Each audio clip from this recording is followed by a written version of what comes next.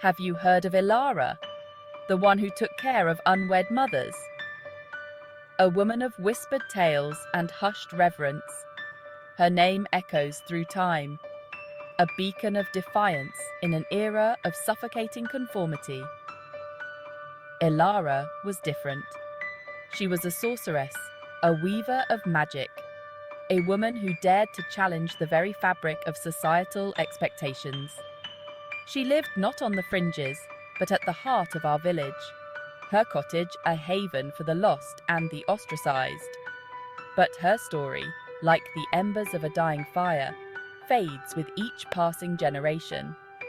Ilara's magic was not one of grand illusions or terrifying curses. It was a quiet magic, a magic of healing, of nurturing, a magic that whispered of compassion and understanding. She saw the unseen, felt the unfelt, and embraced the shunned. In a time when unwed mothers were cast aside, their children deemed bastards, Ilara offered sanctuary.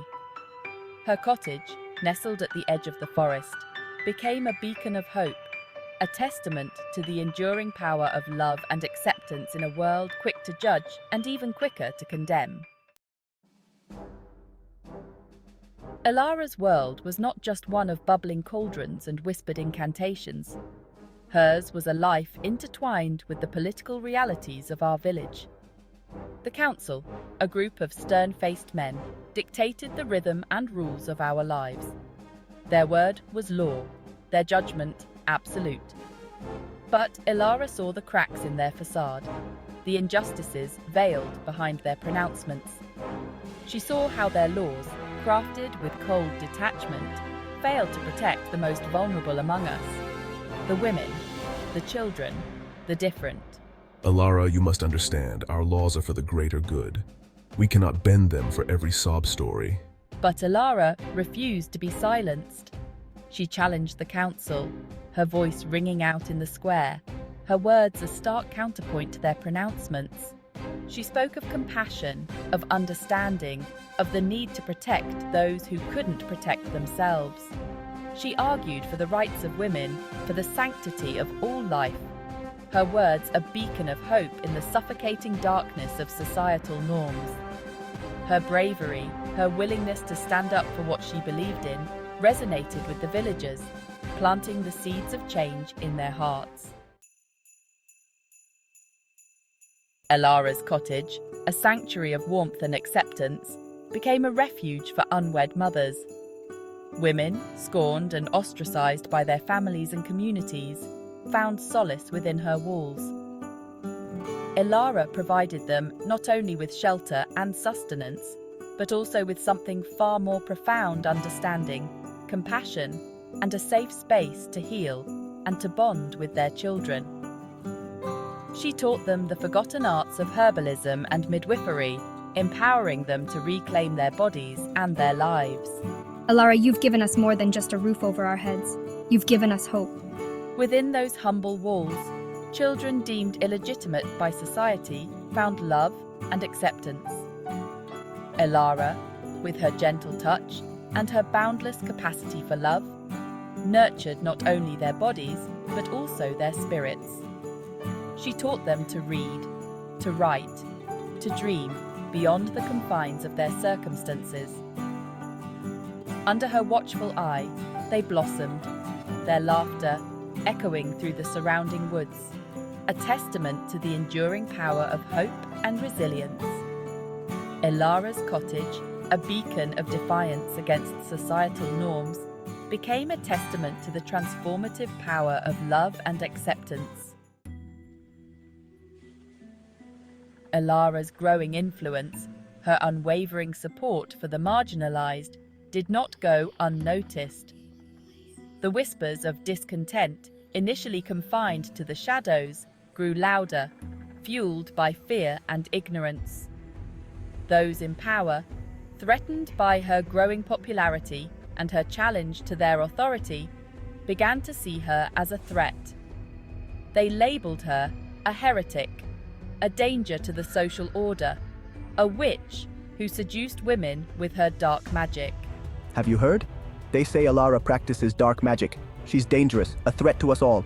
Accusations flew like poisoned darts. They claimed she practiced dark magic, that she seduced women with her potions and spells, that she was a danger to the very fabric of their society. Fear, a potent weapon, began to seep into the hearts of the villagers. The seeds of doubt, sown by those in power, took root, poisoning the well of goodwill that Alara had so carefully cultivated. The once warm smiles that greeted her were replaced with suspicious glances, and the whispers, once filled with admiration, now carried the sharp tang of fear. The village, once united by its shared traditions and beliefs, found itself fractured. Alara's presence, once a source of comfort and security, became a wedge, dividing families and neighbors. Fear, insidious and pervasive, poisoned the hearts of those who had once celebrated her compassion and courage. The council, masters of manipulation, exploited this fear, fanning the flames of suspicion and distrust. They painted Alara as a dangerous outsider, a threat to our way of life, a corrupter of our women and children. The once vibrant marketplace, where laughter and gossip had once intertwined with the smells of fresh bread and spices, became a place of hushed conversations and suspicious glances. Friends and neighbors who had once shared meals and stories now eyed each other with distrust, their bonds of community strained by the invisible threads of fear. The very fabric of their society, woven from trust and shared values, began to unravel, thread by thread, under the weight of suspicion and fear. The most painful blow came from within Alara's own circle of trust. Thomas, a young man I had sheltered and mentored, a boy who had once looked upon me with admiration and respect, turned against me. Consumed by ambition and blinded by the council's promises of power, he became their pawn, their instrument of betrayal.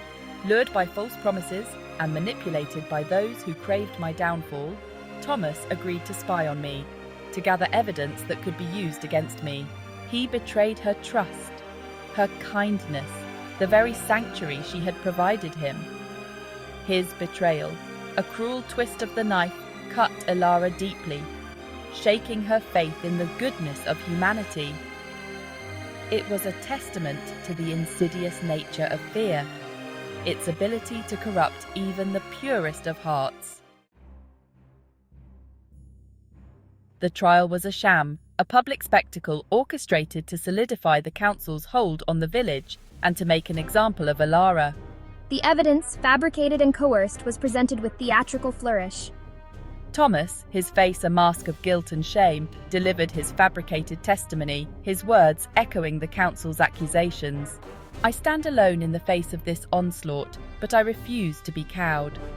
I remind them of my compassion, my healing touch, the lives I have saved. But her words, once met with admiration and respect, were now drowned out by the jeers of the crowd, their hearts hardened by fear and manipulated by the council's web of lies. The verdict, a foregone conclusion, was delivered with a chilling finality: guilty. Alara, the woman who had dedicated her life to helping others, was condemned to die, a sacrifice to the insatiable god of fear.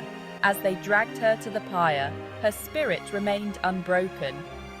She looked upon the faces of her accusers, her gaze unwavering, her spirit unyielding.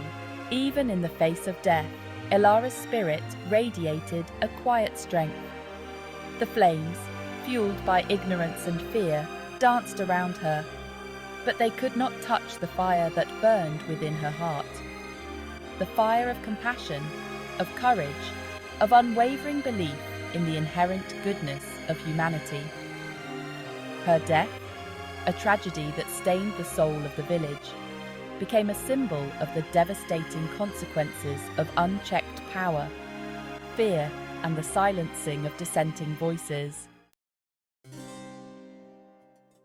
The ashes settled, the flames died down, and a chilling silence descended upon the village. The scent of smoke lingered in the air, a haunting reminder of the injustice that had unfolded. The villagers, their initial fear and fervour replaced by a numbing emptiness, began to question the events that had transpired, the whispers of doubt growing louder with each passing day. The unwed mothers, their protector gone, were left vulnerable and exposed. Thomas, consumed by guilt and remorse, disappeared into the night, forever haunted by his betrayal. The council, their authority seemingly solidified, found themselves grappling with an unexpected consequence. The seeds of doubt, once sown among the villagers, now took root within their own ranks.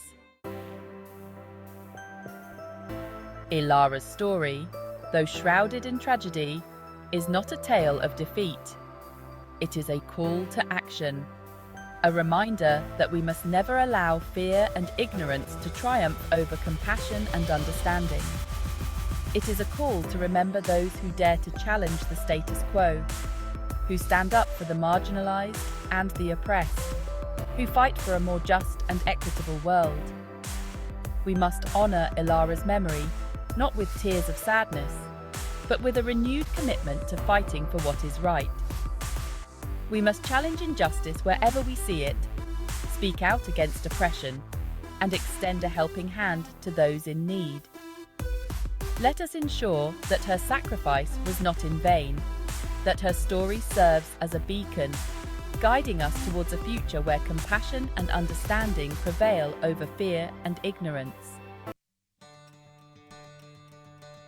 This is Ilara's story, but it is also our story.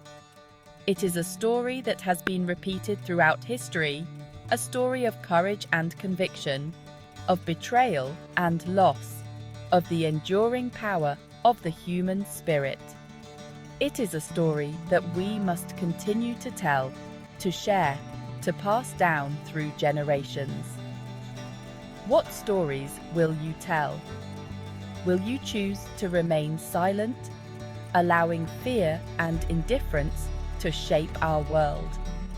Or will you raise your voice, share your stories, and honor the legacy of those who fought for a more just and compassionate world? The choice is ours. The time to act is now. Like and subscribe. How about you? Have you ever been cast aside because of your strong personal beliefs? Please respond in the comment area below. Your story may be a great help to others.